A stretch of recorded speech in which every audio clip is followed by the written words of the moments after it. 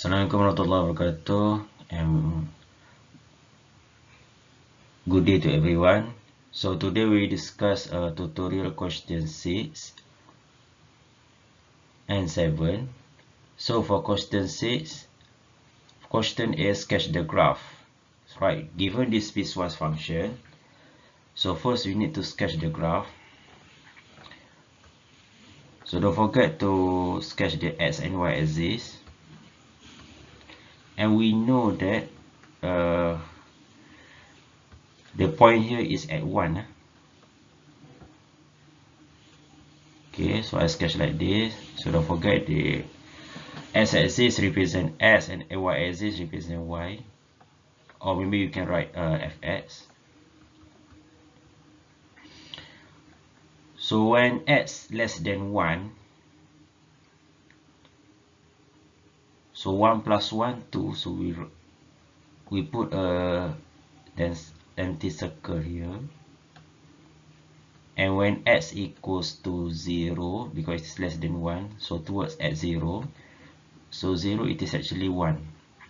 So you will come across here, so you can sketch the graph like this, and then put the arrow here, means that it is less than that. Rest for x equals 1, so it is 3 over 2. So 3 over 2 is actually between between x equal 1 and 2. And then lastly, for x greater than 1, so substitute 2 minus 1 is 1, so it is here. Okay, and then I'm not sure why I cannot sketch the circle properly. Okay, and then when x greater than 1 also, so when x2, 2 minus 2 is 0, so the line will come across somewhere here. Okay, so more or less this is the graph. Oh, it's already disappear. Okay, right, sketch again. Right, as you can see here, if the function is the limit is as this, so after this line it is straight away continue somewhere above here or below here, but we have to jump below here, so means that somewhere here is already not exist. Okay, the limit is already not exist if we read from the graph. But never mind, we can also use the calculation method. So if you want to calculation method, so first you have to find out the left hand limit. Okay, so the left hand limit means the limit of x approach 1 from left. So from left we read here there is x less than 1, which is the function is actually x plus 1. Okay, so don't forget to put a bracket here, and then we substitute values. Okay, we can direct substitute. So 1 plus 1 is actually equals to 2. Okay, next we find the right hand limit. So the right hand limit is limit x approach 1 from right. So 1 from right we read as greater than 1. So the function in this case is 2 minus x. Okay, 2 minus x. Then we substitute the value of x. So 2 minus 1, so actually 1. So as you can see here, the value is different. So since the value is different, we can write like this in the third step. So limit x approach 1 from left. If you don't want to write this function, we can write the just in general fx. Okay, because all of this actually fx. Okay, is not equal. It's not equal with the limit for x approach 1 from right. Okay, and therefore in the conclusion we can write down that since this is not equal, therefore the limit of x approach 1 for fx it does not exist.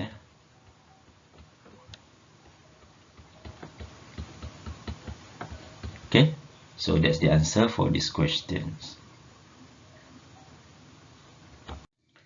Right. In question 6b, previously we want to determine whether the function whether the limit exists or not at certain point. But in this case, given that limit as approach 3 exists, okay, so using this information we will determine the value of a. Remember, in the previous method that I showed, this is actually step number 4. So we reverse back to the step number 3, which is in order to limit exist, so left and right hand limit must be equal. So left and right hand limit must be equal.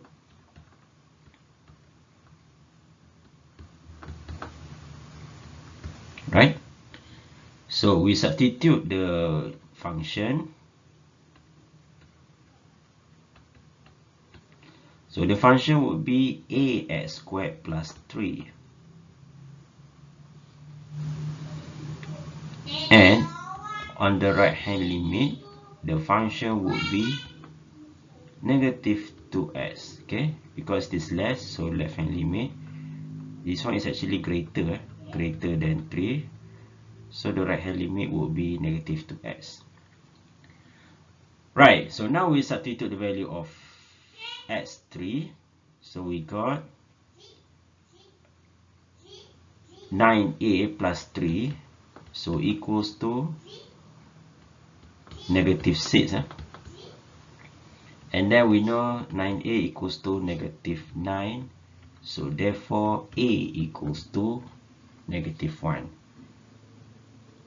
So this is what we do. So remember, in future when you come across with this kind of question where you have to find out the certain constant or the certain value, so use the concept of existence or limit and equate the left and right hand limit. So with that we will form an equation. Then we solve the equation.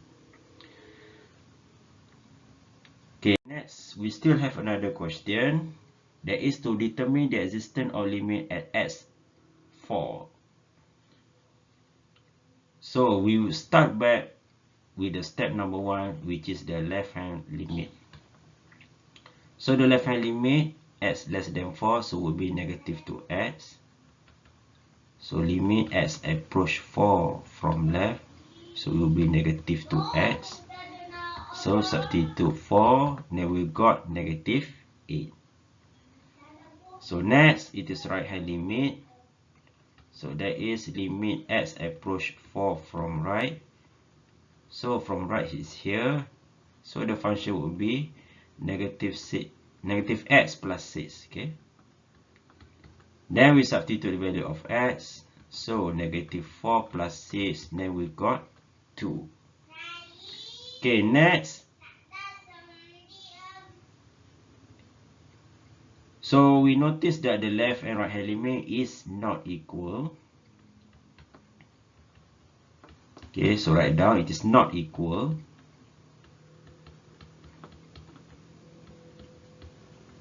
So therefore, since it is not equal, we can conclude that limit x approach 4 for fx does not exist.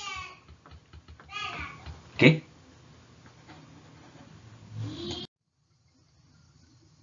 Right. Look at this question 7. So this is actually basically one-sided limits. Okay. For one-sided limit, you have to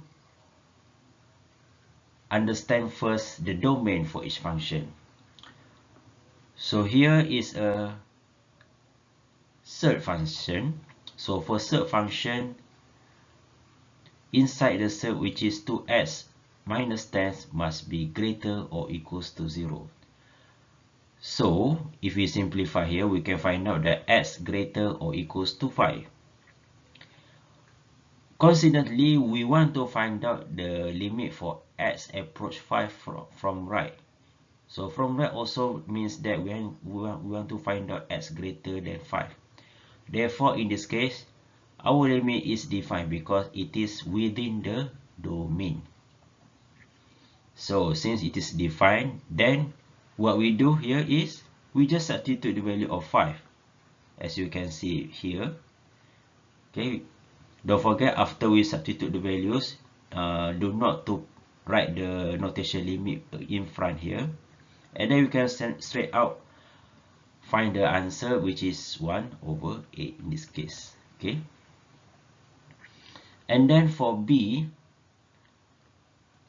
same also for A, the cert inside here, the function inside cert here must be greater or equals to 0 also.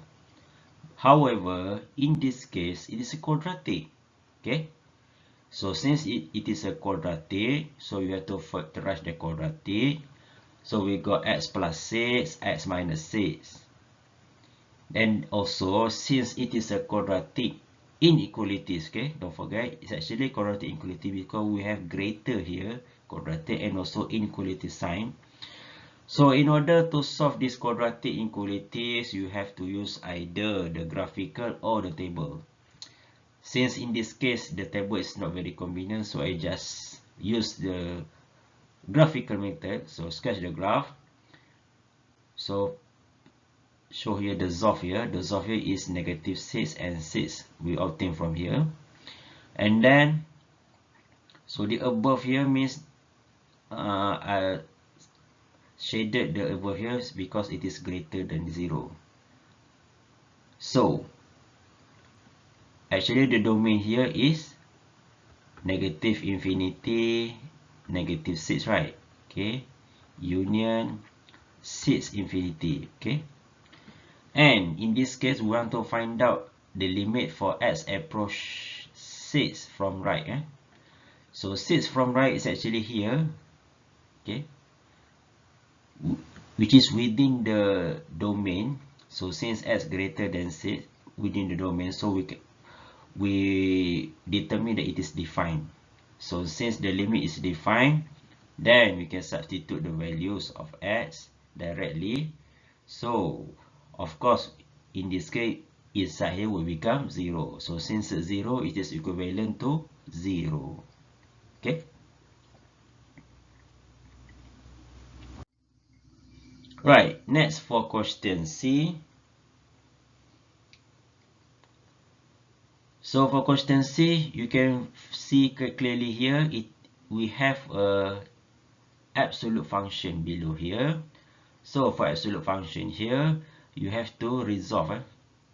So check whether we want to use positive or negative definition.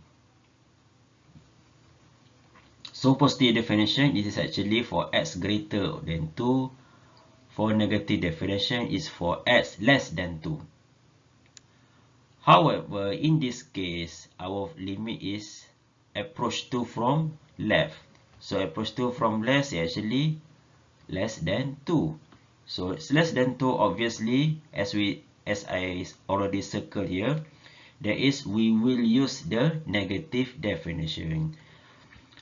So the step after this is actually we replace the absolute sign here with the negative definition, as you can see here. Okay, we replace with the negative definition, and then after that we can simply cancel out the same factor above and below here, but still we have negative here. So right now, after we simplify, we got still we have -1. So since -1 here is a constant, so no need to substitute the value. So straight away, this will be the answer, that is -1. Okay. Now we come to the last question, that is question 7D. So 3 plus absolute 2x minus 4. Right, so 2x minus 4, so we check the definition, absolute. So the positive definition is for x greater or equals to 2. Okay, after we simplify this one, so actually x greater than 2. And the negative definition for x less than 2. But the limit that you want to find out here is 5. Okay, so 5 actually already here, and it is not much difference whether 5 from left or from right. It's actually straight away is a negative doesn't make difference if we resolve or not actually. So as you can see here, I don't replace with the positive definition, just straight away substitute the values. So we got absolute 6. So absolute 6, of course 6. If negative value less than 5 or such as 0, so 0 minus 4, negative 4. Negative 4, since we have absolute, automatic 0. It doesn't change anything, unlike C, because C is a cutting point between positive and negative definition. So in this case, the determination positive and negative definition really matters, but in this case it doesn't matter. So we just leave it the absolute in original question. We just substitute the values and we can also get the answer, which is 9. Okay, so I think that's all for in this class. So we will continue in the next tutorial. Okay, thank you.